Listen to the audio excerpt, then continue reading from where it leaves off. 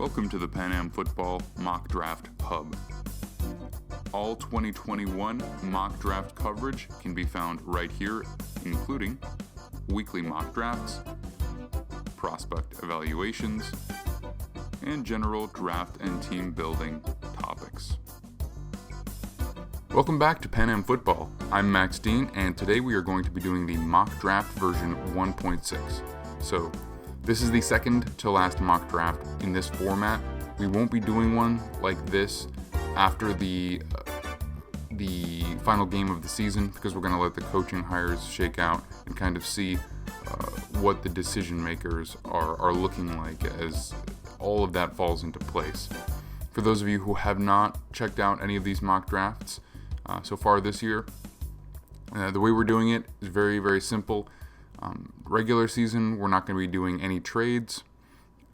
We are just going to use the Draft Network's mock draft simulator here. It's very simple, easy. A lot of this stuff is the order is changing as we go through things, and there's just so much we don't know that we're not going to be ripping our hair out trying to guesstimate all of this stuff. Now, once the regular season concludes, and we do have decision makers in place, and we start to get a good idea of, who's the most likely to get franchise tagged and all that kind of stuff, we will be doing mock drafts with trades, slightly different formats as well, and we will probably even do a couple multi-round drafts, but still that will be a little ways out. So, as always, throw a like my way if you can. It's a very easy thing to do, and it helps me out. I'm always doing these mock drafts very late at night after my kids are asleep, and all the content for this channel, so it's an easy way to say thank you. And if you really like what you see, hit subscribe because you'll be getting our weekly mock drafts, plus, especially as there's less football to watch and keep up with, you'll be getting more of other types of videos on the channel as well. Salary cap videos. We'll be doing some stuff about how the NFL draft actually works. So if you're a little new to that kind of stuff, it'll break it all down for you. Okay, let's dive into the version 1.6. Now, for the first time, we have a difference in the top overall pick. The Jets won this past week. The Jaguars lost this past week, which means they now have the top pick. So, obviously, they will be selecting Trevor Lawrence. Assuming they continue to sit in this slot, it's an easy selection for whoever's sitting there. He's, as if he needed to do anything else, he solidified himself with his ACC championship game, which was pretty dominant. Now the Jets are at number 2, and things are a little weird for them, Moving on from Sam Darnold still seems like the likely option. For any Jets fans out there who feel like he proved that he should be held on to, not that he should absolutely be traded, but he certainly has not done enough to say this is the starter going forward. I suppose there's like a crazy outside chance he could do that over the next 2 weeks, but I don't expect it. And his improvement, he was a fine player this week, but it was not. The standards have been so low for what he's been doing for the rest of the year that you gotta move. You gotta pick somebody else at this point. You gotta take a shot. So, do they go with Justin Fields? Do they look for somebody else? We're gonna be doing a little bit more talk about the quarterbacks that are in this draft in the coming weeks, but for now, we're going to go with who we've been going with as the number 2 overall pick, and that's going to be Justin Fields.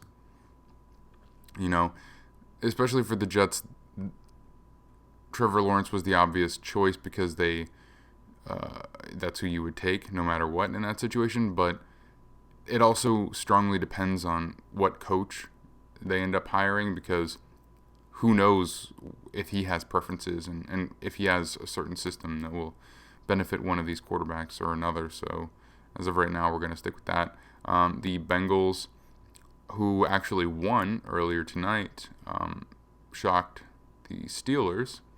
They are still going to be taking Penei Sewell. Nothing new there. They got to protect their quarterback, who was getting beat up even before the injury. As of right now, the Jets and the Jaguars are fighting for the first and second overall pick. I don't think either one could so neither of these teams could possibly be as high as 3, because the Bengals now have 3 wins and a tie, and each teams, they only have 1 win. So even if they won out one of them, they still would have the second overall pick because of the tie that the Bengals have. So as of right now, the Bengals cannot go any higher than 3, and the Jets and the Jaguars cannot go any lower than 2. All right, now we have the Jaguars here, and it seems like they're picking higher every single week. We're still going to be looking for a quarterback for them. And if you didn't watch last week, the reason that I say that is because, yes, they have Teddy Bridgewater. However, if you're in this position and you know you need a quarterback, you have a couple of options, right? So you can say, we've got Teddy, we've got him under contract for 2 years. Let's build the team and then draft a quarterback next year. Well, here's the only issue. Next year, what if you play well enough with Teddy Bridgewater that you pick 19th overall, 20th overall, and you still feel like you need a quarterback, but now you have to trade a whole bunch to go up and get him? On top of that, what if next year just doesn't turn out to be the best quarterback class? I mean, no matter what you look at now and say, oh, that guy is going to be really good, he's coming out next year, there are so many things that could happen between now and then. Any of the guys' play could drop off dramatically. It could be a class where there's really only 1 or 2 guys who end up going first and second overall. And do you trade up from 18 to 2? How much do you have to give up to do that? Or even if there's a few good guys, what if one of them gets injured in a bowl game, like a bad injury, and so you know what I mean? You're not sure how he's going to come back from that. There are just so many reasons that if you try to come back next year, circle back next year, there might not be a guy available. So this is where you take one if you feel like there's a good one. So we're going to go with the guy who's put more on film this year, Zach Wilson out of BYU. He can sit for a year if you want. You could end up having him come in partway through the season like they've done with other quarterbacks like Tua. Or you could end up trading Teddy Bridgewater. There are a lot of options. This gives you choices, whereas if you don't do this now, you might put yourself in a corner next year. Next up, we have the Atlanta Falcons. Falcons here will still be looking for a pass rusher. It's still their primary need. They could go for a quarterback. I am more or less of the opinion that you should always take a quarterback if there's one that you really like. Because even if you got a guy who's older, a solidified vet, the sooner you get your new guy in and get him experience, the faster he's ready to perform. Versus, having a season or a half a season that's just totally lost as a guy adjusts to the NFL.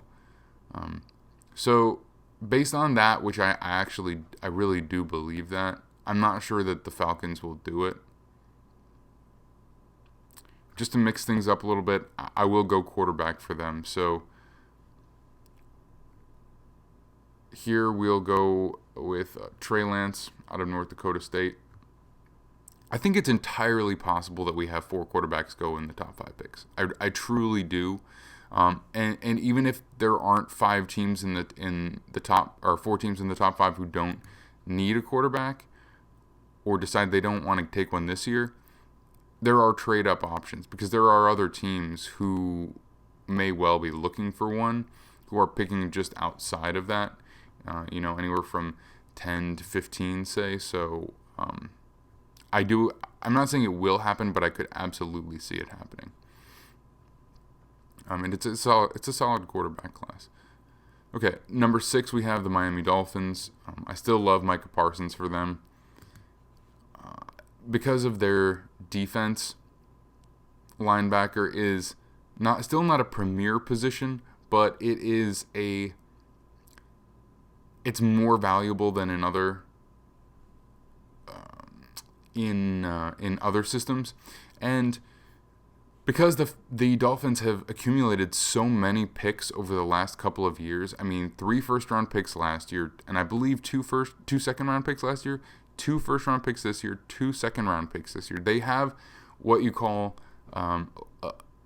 luxury picks available to them should they want them. And because Micah Parsons is the type of linebacker who might be a Bobby Wagner type, who might be that level of player, it's the perfect place to grab him, because they can address other needs a little bit later in the first round or in the second round. I have a bunch of kind of rules that I'll lay down at some point about when to take players and why, and like what positions you want to focus on in certain rounds and certain scenarios. But there are always outliers to those, because you can find yourself in a position where you have luxury picks. And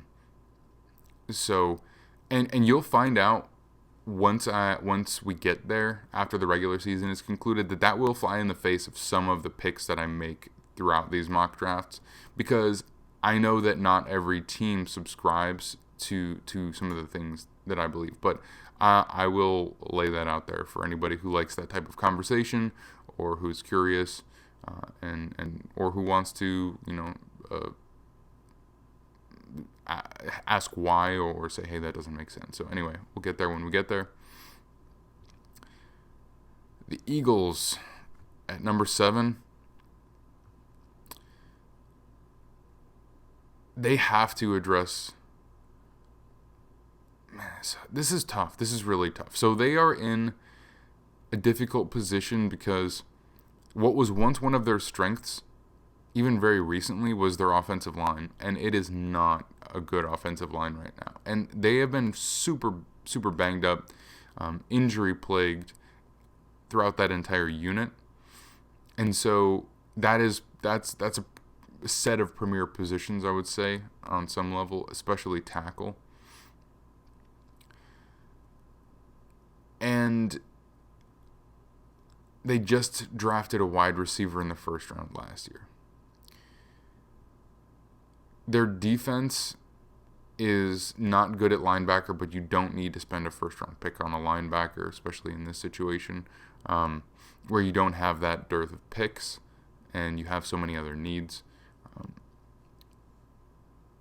Their secondary is not spectacular. Darius Slay is good, but they could definitely use a cornerback. But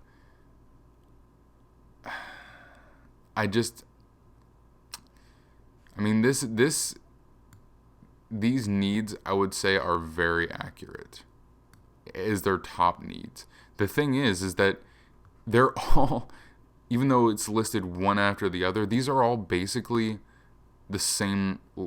They need all of these positions equally. So then let's look at what are the premier positions. Well, these are the premier positions, really. And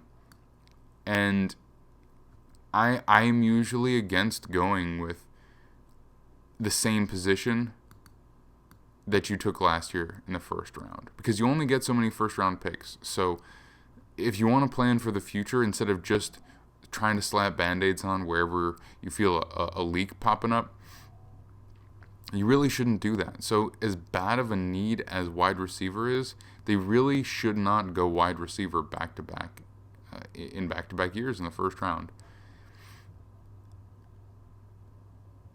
Offensive line, Are you going to take an interior offensive lineman at pick number 7?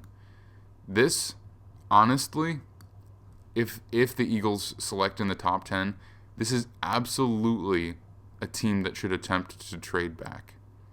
One, because where I would like them to take a pick, that position is available a little bit later. 2, they have so many needs. And 3, you probably wouldn't take a quarterback there because, Jalen Hurts has been solid in his second week back as well, or in his second week starting. So corner, yeah, it's a need, but it would be the long-term play, but I don't know if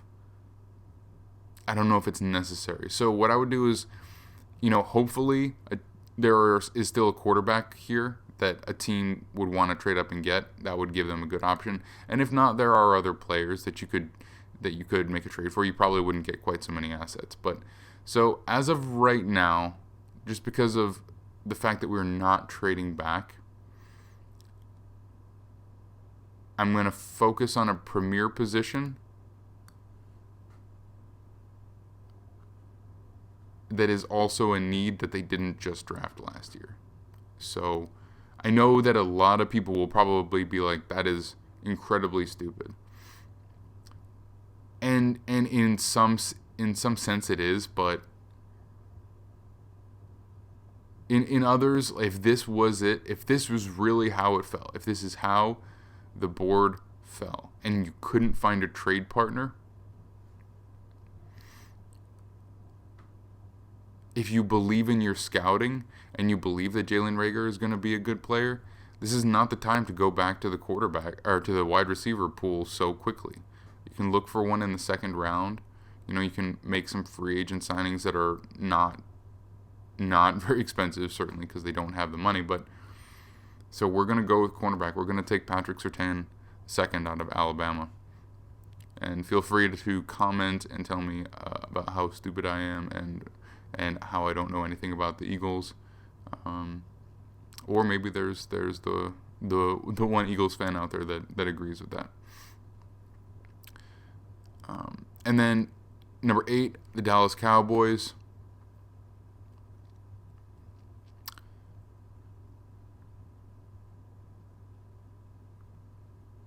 I've been okay. So even though I spent a long time talking about the Cowboys last week, people are still don't really, they still seem to disagree with my prioritization of edge players. So Aldon Smith and Randy Gregory are not reliable players. They are not reliable players. And neither of them are that young at this point either. I mean, Aldon Smith was a first-round pick in 2011. He's been in and out of the league for the last 10 years. So, at this point, he's not a guy that you can rely on. He's over 30, and he's great to have on your team, especially at a low cost, but that's not how you build for the future. Randy Gregory I think he was a second-round pick. Look up exactly when that was, but he's been the same. He was taken in the 2015 second round. And I think he's still under his rookie contract because he keeps getting suspended.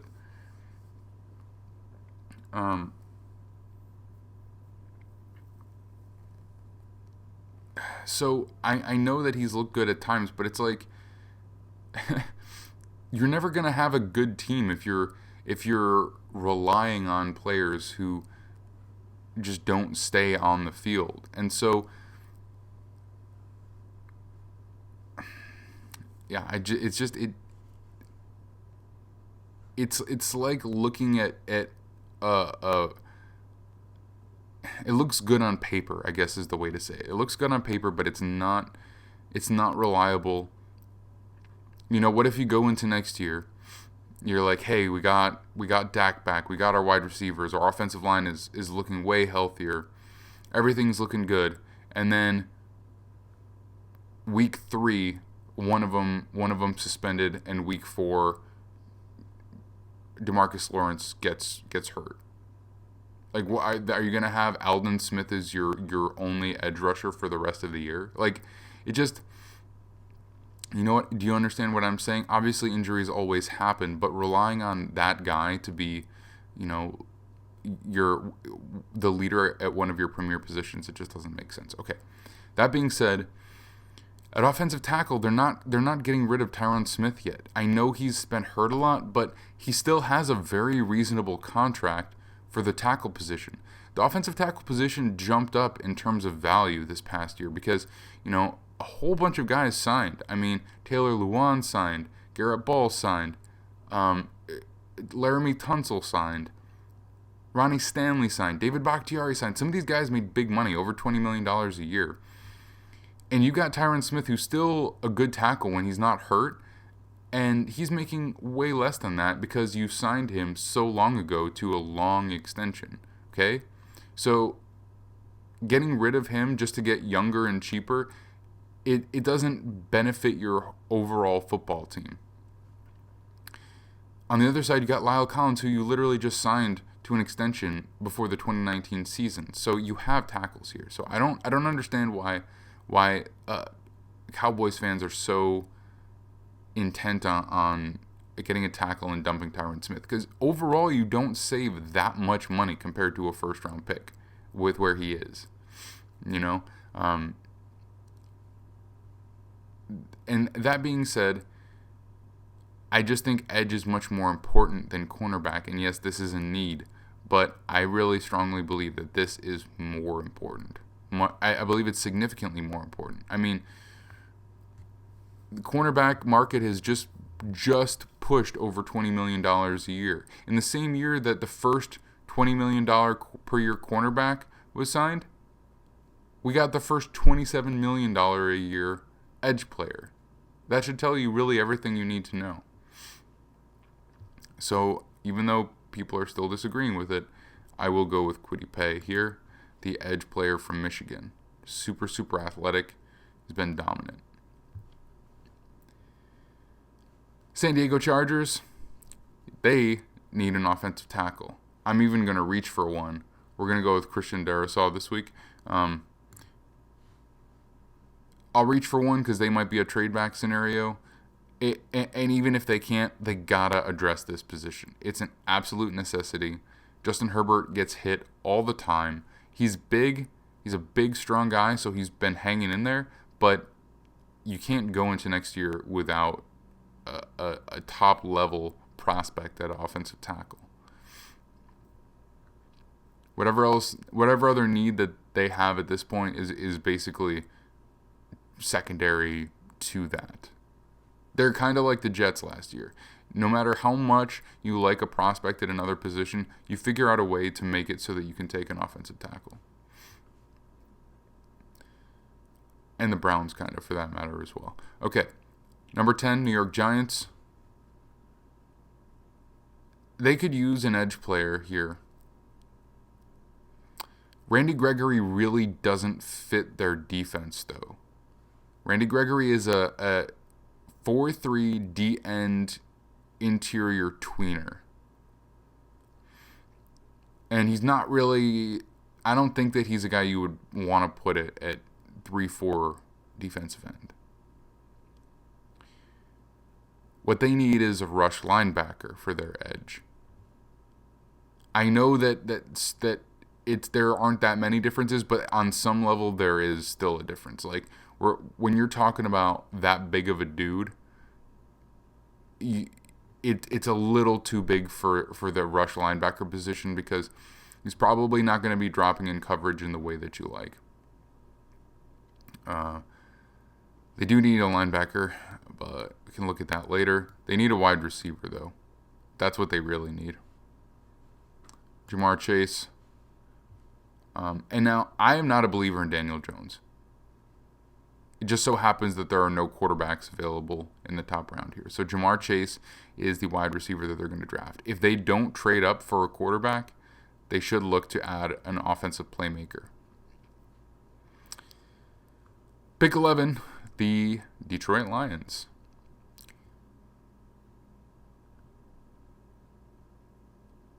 This is one that I keep saying this, but this is one that's going to really depend on who's hired, who is going to be the new coach, who's going to be the new GM, what is their philosophy going to be.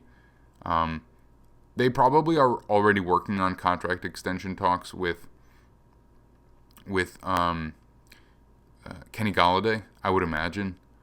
That might have even been one of the reasons that they released Bob Quinn when they did, is because they didn't want any alienation, or maybe Matt Patricia, maybe both, between a star player like Golladay who's coming up for a contract extension. I think that they'll put a franchise tag on him even if they don't get a deal done. So wide receiver is a position that I would like for them to look at. I know it gets boring, but I keep picking Jalen Waddle here. I think that it would make, not single-handedly, but it would help offer a really interesting and dynamic range of weapons, because you've got Golladay, who's a strong, big-bodied, a deep threat who can be number one receiver. You've got DeAndre Swift, who can be catching passes out of the backfield, running with speed. He's a very shifty player. I like him a lot. Then you've got TJ Hawkinson, who has been grossly misused. I genuinely do not understand why they would take him so high and just not find ways to get him the ball more. It blows my mind, because he is a mismatch. And I know he's had drops, but one of the things about a tight end, especially a pass-catching tight end, is sometimes if you use them as a really traditional tight end and you don't give them the ball very much, they don't get into a good groove. Sometimes if you have a genuine pass-catching tight end, you need to make a point of getting them the ball early in games so that they can get into a rhythm. So I know he's had drops here and there, but if you have a tight end who's a mismatch, who you throw 3 passes to, or 4 passes to, and he drops 1 over the course of a game, and the other 2 are for 15 and 12 yards, or whatever the case is. And then you have a number 1 receiver who you throw the ball to, 11 times. Like, which one of those guys do you think is finding rhythm? And I'm not saying you should throw him the ball at the expense of the number 1 receiver if he's really dynamic, but you need to get him involved early so that when you need him in key situations in the red zone, or on third downs and things like that, that's when his mismatch ability will present itself, and he won't be rusty, he won't be cold, he'll be in rhythm. Anyway, you got all those guys, and then you got Jalen Waddle, who is a super fast, super shifty player. It gives you so many options, so many different types of plays that you can run. San Francisco 49ers at pick 12. I think you can wait a bit on interior offensive line. Probably look at one in the second round, or maybe sign one. But cornerback is where you really want to look. Again, there is not a quarterback available here. They're probably going to be looking for a trade partner for a veteran quarterback, maybe. Or maybe they'll bring back Garoppolo. Who knows? But they've got to pay Fred Warner. They're going to have to pay Trent Williams. And so they need a corner, because they're not going to be able to afford to pay Jason Verrett or Richard Sherman or Emmanuel Mosley, and they're going to lose a bunch of secondary players. So they need to help that secondary out. They've got a whole bunch of weapons on offense. They've got a great system. I think their two biggest needs are quarterback and interior offensive line. That's not wrong, just not what I would use this pick on. So we're gonna look for cornerback. Caleb Farley is still here, super top-notch athlete out of Virginia Tech.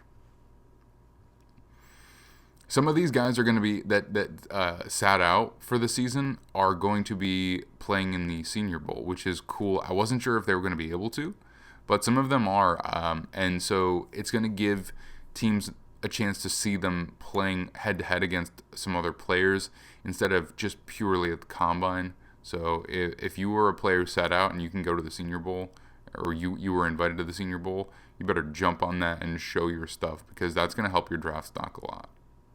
I can't remember if Caleb Farley is one of those guys. He might not have been, because he might be a junior. But 13, we have the Denver Broncos.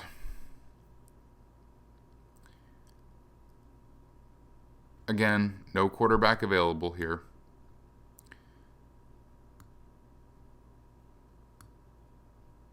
Edge. Have this conversation every week, but with Bradley Chubb and Von Miller on board, I will say this. This is the one thing I'll say. Von Miller is a very expensive player, and so if he's not playing the way that he used to, or you're afraid he's not going to play the way that he used to, that's a very expensive player to have on board for not doing a whole heck of a lot. I mean, just look at the Bengals with A.J. Green. They put the franchise tag on him, and I think he cost $17 million for a season in which I'm not sure he's much over 500 yards at this point, which is, you kind of can't do that and be competitive. Like, a lot of things have to go right for you to be able to overcome an investment like that doesn't work out. So, okay, let's say that they do. They are also a 3-4 team, meaning I'm not sure that sorry about that, people. I'm not sure that Gregory Rousseau is a fit for them either. I think I've looked at Joseph Asai for them last week. I can't remember. But I think cornerback is also a position that would be good for them as well. This week we'll go with corner. J.C. Horn out of South Carolina. This week we're going to go with corner and let them hold on to both of the edge players that they already have. And then maybe grab a slightly more developmental edge player in like the second round or the third round. And just give Von Miller one more year to see what he's got. I know he was kind of declining. Maybe they will go edge player and release him. Or maybe they'll trade him. It just depends on his contract. I haven't looked at it lately. Because another team might be willing to take him on. It depends on what percentage of his contract, of his cap hit this year, is made up by proration. Because another team might look at it and be like, hey, we'll take Von Miller if he only costs us $11 million versus, whatever, 19 or 20 million or something like his actual cap hit is for the Broncos. But we'll see. That will come a little bit later. We have the Minnesota Vikings. I think at 14 at this point, you kind of just, you can't not take Gregory Rousseau if he's sitting there. They do need an edge player. They traded for Yannick Ngakoue, and then they traded him away. They do need another pass rusher on the opposite side of what's his name? They have the other guy there. I'm struggling with his name right now. But basically, yeah. So if Gregory Rousseau is there and Edge is in need, just do it. Just do it, because he fits your 4-3 defense. He's a big dude. He can rush outside and inside. It makes more sense for them than other teams previously. That's a team that actually the Lions really could have. That's a guy that the Lions really could have looked at, but I don't know. I'm really stuck on the Jalen Waddle to the Lions pick. New England Patriots, pick 15. I think they might like a guy like Joseph Asai here. They just need to get younger on defense. I mean, here's the thing. The Patriots need just damn near everything except maybe offensive line. So we're going to go Joseph Asai out of Texas, who can play a versatile outside linebacker position for them. I think that player is a really good fit for the Patriots. And if you just need everything, just start building at the most important positions. Don't have a quarterback here to take at 18, so second most important position, pass rusher. 16, we have the Chicago Bears. Who the hell knows what's going on with them? I'm not going to take a couple weeks of decent play for Mitch Trubisky and say, hey, we're riding with this guy. The franchise tag is like $30 million. Are you going to spend, or maybe it's less for him. Maybe it went down actually this year. Because I have to look at the franchise tag, but last year when the Cowboys put it on Dak, it was over $30 million. And so I just think there's no way that they are going to spend $30 million on Mitch Trubisky. It might be lower because of the way the tag works. So, but even still, even if it's over $20 million, I don't know. Maybe if they get into the playoffs and he looks good in the playoffs, it could be different. But it's just, you got to avoid the recency bias when it comes to these big decisions. You can't say, oh, you were good for 3 weeks, let's do it.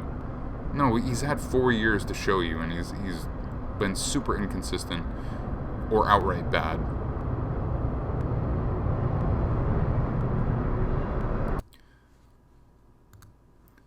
Sorry, we just had a train passing there. So we're going to go with Samuel Cosmi, the offensive tackle here. But again, that's just because we're not doing trades and there are no quarterbacks here available. Oh, the the Las Vegas Raiders. I guess nothing's changed. That's why I call them Oakland.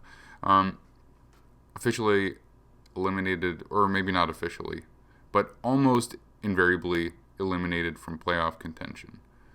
Why? Because their defense is god awful. It is absolutely horrendous. You gotta start up front. You really do. And I'm still looking at Tufele as the top guy right now. You've got to be able to hold the line of scrimmage. You can't have teams just run all over you whenever they feel like it.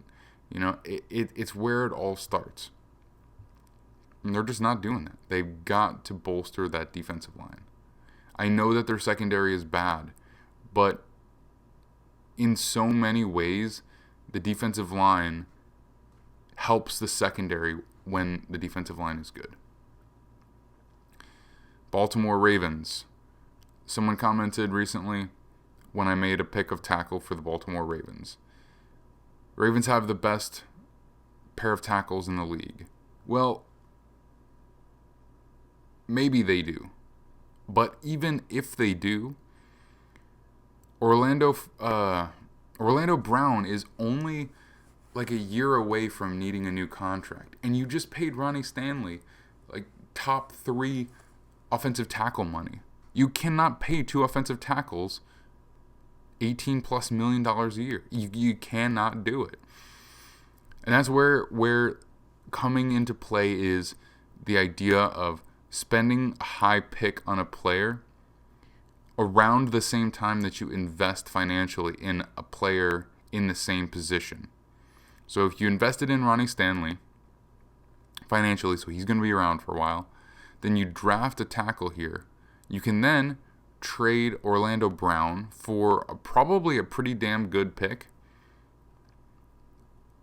because he only has a little time left. Somebody else who needs a tackle, is not in the fortunate position of the Ravens,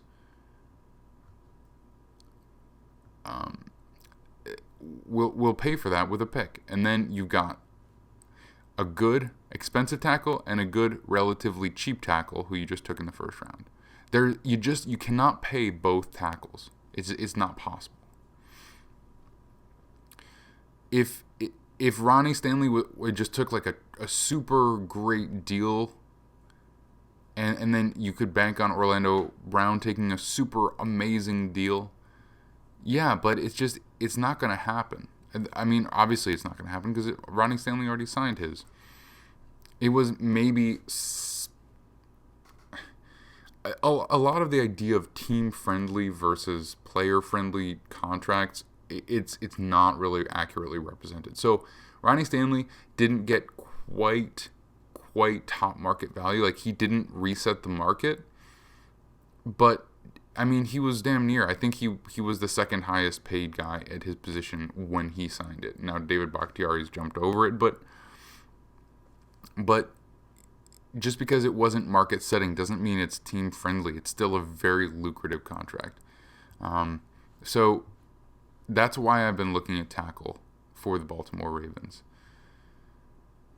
Rashawn Slater is a really good tackle. We could go with him here. I think I've drafted Liam Eichenberg for them before. They need a wide receiver. They did just take one in the first round. In this situation, Devontae Smith is still there, so we're gonna take him. But I think going tackle in the first round is a very smart move for them. Washington football team way outside of the ability to take a quarterback here because they're in the playoffs, at least as of right now, and they desperately need a tackle. So they're happy Baltimore didn't go that route because they're going to take Rashawn Slater. That's a huge need for them ever since Trent Williams sat out for the year. They've needed a tackle desperately. I understand why they took the defensive end from Ohio State last year, because he was just such an amazing prospect, and he's shown why it was the right move. But man, in a loaded tackle class, it kind of hurts that they weren't able to get one. Arizona Cardinals at pick 20. What do they really need? They don't really need a pass rusher. They don't really need... Chandler Jones has been playing well, and Hassan Reddick... Chandler Jones has not been playing well, primarily because I think he hasn't been playing. I think he's been injured. Hassan Reddick has been playing really well. Chandler Jones might even be out for the year. Let me check on that. Yeah, he's out for the year. But Hassan Reddick has been playing really well, and even if I know he's a free agent, but I'll just slap the franchise tag on him if they don't get something worked out beforehand. They could use an edge player on the other side, but they still have Chandler Jones. Maybe they expect him to bounce back. Who knows? But they do need a cornerback. This is a place where we could go Eric Stokes. This is also a place where we could go Wyatt Davis. That's a tough choice. Honestly, they really need interior offensive line help, like badly. We're at a point at pick 20 where it's not really like a reach anymore. And Wyatt Davis is definitely, I think, a better interior line prospect than Eric Stokes is a cornerback prospect. Not like crazy different, but I'll go Wyatt Davis for them. They need interior offensive line. If it's not with their first round pick, it's in free agency or with their second round pick or something. It's a need, no doubt about it. Miami Dolphins, they would have loved to have gotten one of those speedier wide receivers from Alabama, like Devontae Smith or Jalen Waddle. But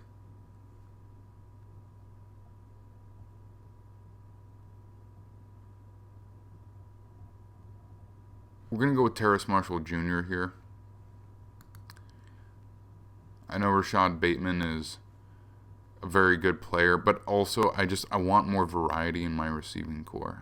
I want different types of receivers. I want different types of athletes. 22, we have the Tampa Bay Buccaneers. Let's say they trade Mike Evans and then sign Chris Godwin. Let's bring in another weapon for Brady, make him happy. That's just more affordable, and that way they can keep some of the defense together as well. Rashad Bateman is who they replace Mike Evans with.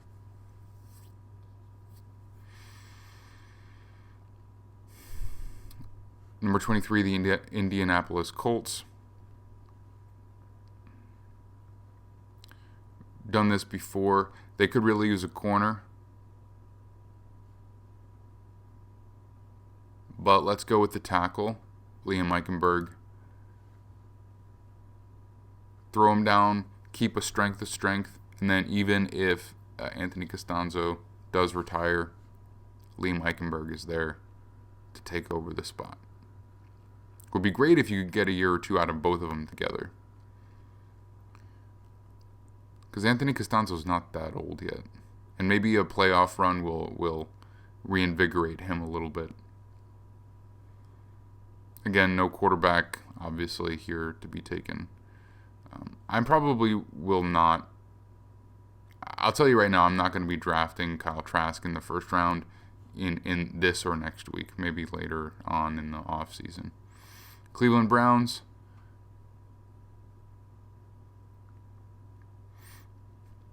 Is there an edge that I would take for them here to replace Olivier Vernon? Somebody a little bit younger? I don't think so. I guess I don't. They could use a corner on the other side of Denzel Ward.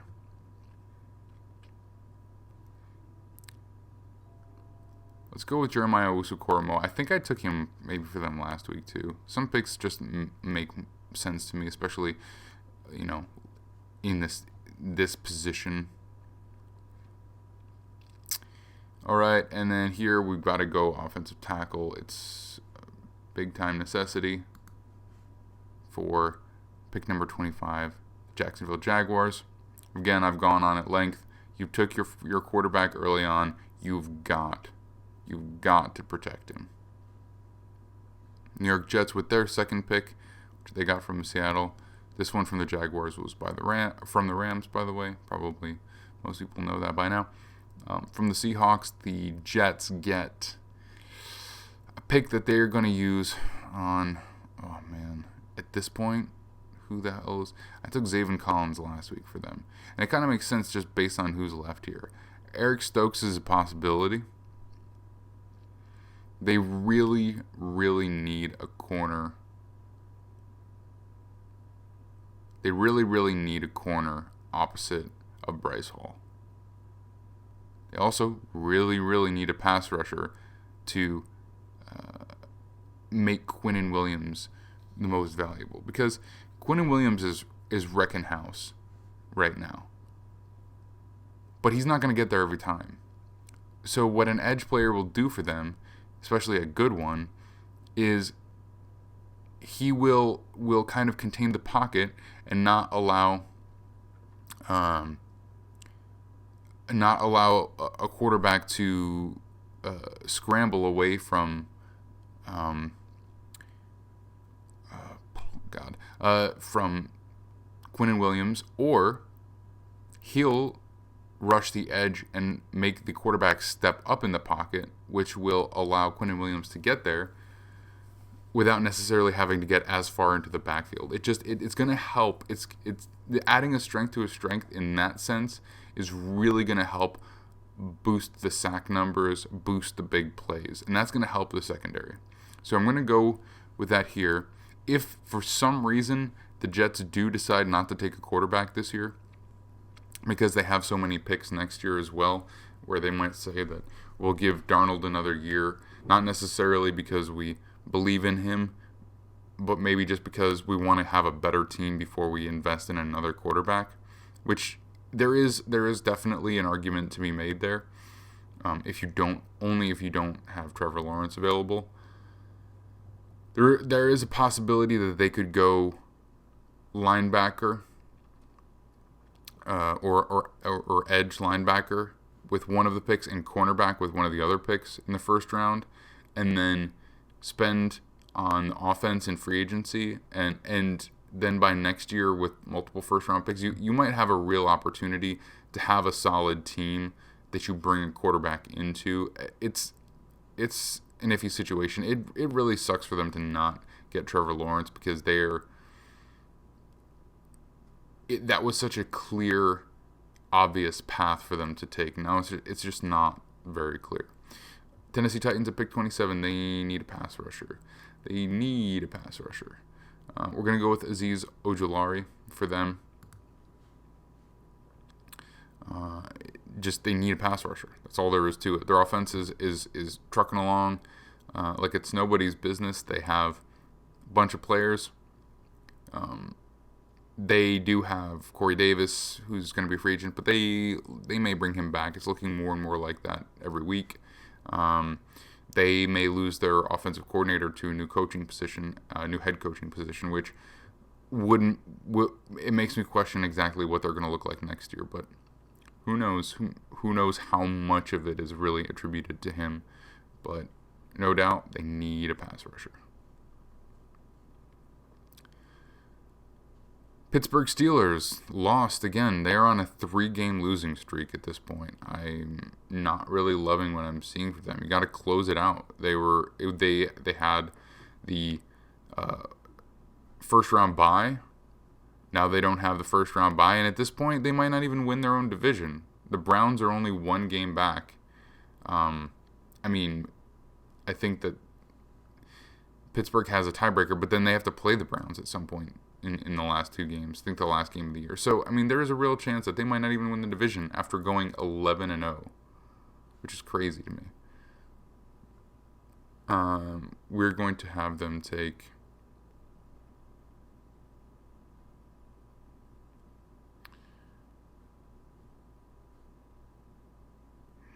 I don't know what even the right fit is here.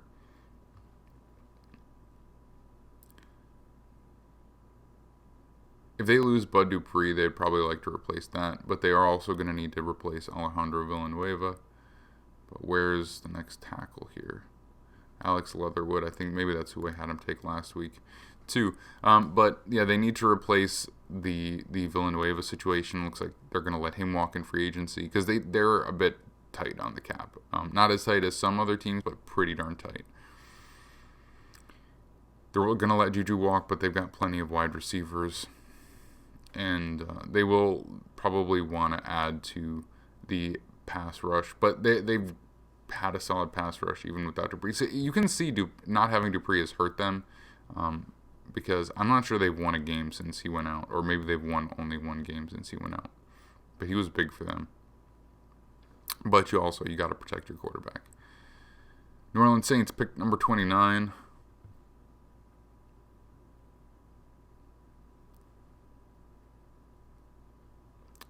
Kyle Pitts. Replace Jared Cook. The Buffalo Bills at pick 30. Or just rolling. Still need a cornerback. Go with Eric Stokes out of Georgia there. Green Bay Packers.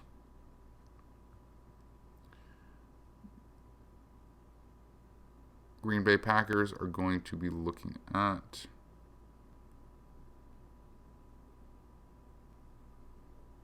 Who are they going to be looking at?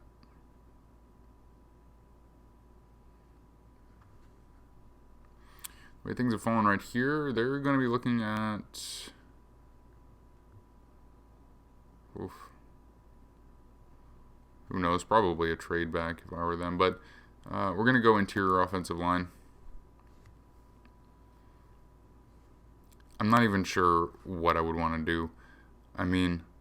You know what? If I could take a little bit click happy. If I could take that back, I guess this is a place where I might go for Travis Etienne. Aaron Jones is going to be a free agent, and I know that they just took a running back in the second round last year, but would be a totally different situation. If you want to pretend that I took Travis Etienne instead of Elijah Vera Tucker, you can for this pick 31 right here. And then for the Kansas City Chiefs, let's swap that, right? So I'm going to take Travis Etienne. They're going to take, here at the bottom, we're going to have Green Bay Packers taking Travis Etienne and the Kansas City Chiefs taking Elijah Vera Tucker. They need an interior offensive lineman. All right, so that's this week, guys. Like, subscribe if you want. It does help. It really does make a difference. Tell me if you like the pick. Tell me who your favorite team is. And if you did not like the pick, tell me who you would pick instead, specifically. I would love to know who would be your preference in the situation, right? So based on the draft board, where your team fell, tell me who you would have preferred or if you like the pick. And I will be back next week with one more video just like this one. And then we're in the off season. We're going to be talking about playoffs and all that stuff. And then we will be doing really more in-depth mock drafts. We're going to be doing off-season deep dives, which I'm going to be really excited to do. We're going to be talking about more about the contract situations of a lot of players. Okay, and so it's going to inform everything we do for draft stuff for the next basically 6 months. So, all right, I'll see you guys soon, and thanks for listening and watching.